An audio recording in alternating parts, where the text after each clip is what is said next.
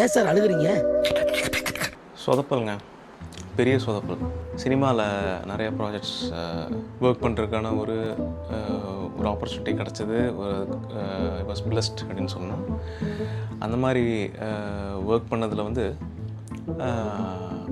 Footage, அதாவது shoot பண்ணுற material இருக்கு இல்லைங்களா, அந்த ஃபுட்டேஜை வந்து எப்படி பாதுகாப்பாக வச்சுக்கணும் அப்படின்றது தான் வந்து நிறைய நான் வந்து ப்ராஜெக்ட்ஸ், நான் வந்து பெரிய பெரிய ப்ராஜெக்ட்ஸில் ஒர்க் பண்ணுறதுக்கான ஒரு பாசிபிலிட்டி எனக்கு க்ரியேட் பண்ணிச்சு. அது லிங்காவாகட்டும், இல்லை எலிஃபண்ட் விஸ்பரர்ஸ் ஆகட்டும், இல்லை நிறைய ப்ராஜெக்ட்ஸ் இருக்குது. இந்த மாதிரி ஏகப்பட்ட ப்ராஜெக்ட்ஸ்லாம் ஒர்க் பண்ணதில் மெயினான என்னோடய விஷயமே வந்து ஃபுட்டேஜ் எப்படி வந்து கேர்ஃபுல்லாக வச்சுக்கணும், எப்படி பேக்கப்ஸ் எடுக்கணும் அப்படின்றது தான்.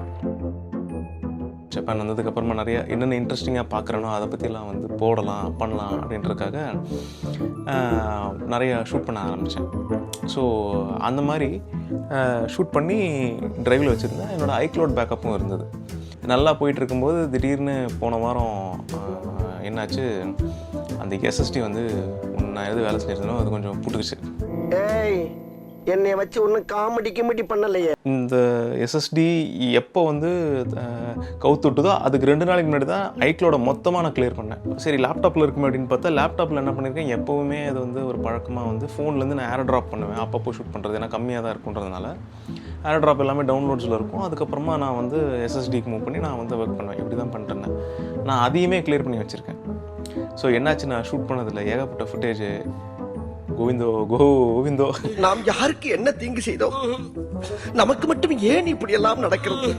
அதான் நினச்சேன், யார் யாருக்கோ வந்து என்னெல்லாமோ நம்ம சொல்லியிருக்கோம், எப்படி பார்த்துக்கணும், என்னென்ன பண்ணணும், எப்படி ரூல்ஸு, எத்தனை பேக்கப் வைக்கணும், எங்கே வைக்கணும், ஏதுன்னு அவ்வளோ ரூல்ஸ் பேசிட்டு கடைசியில் என்னோடது ஓன்னு வரும்போது வந்து இப்படி விட்டுட்டு உட்காந்துருக்கேன் அப்படிங்கிறது வந்து சத்திய சோதனை தான். ஸோ ரொம்ப ஓவர் கான்ஃபிடெண்ட்டாக இதில் இருக்கக்கூடாது அப்படின்றதுக்கு இது வந்து ஒரு நல்ல லெசன்.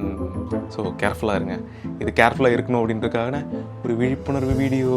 நல்ல வேலை எவனும் பார்க்கலப்பா. சொன்னாப்பானா லேசாதான் வாங்கியிருக்கு. எப்பயும் போல ரெகுலராக போய்கிட்டு யாரா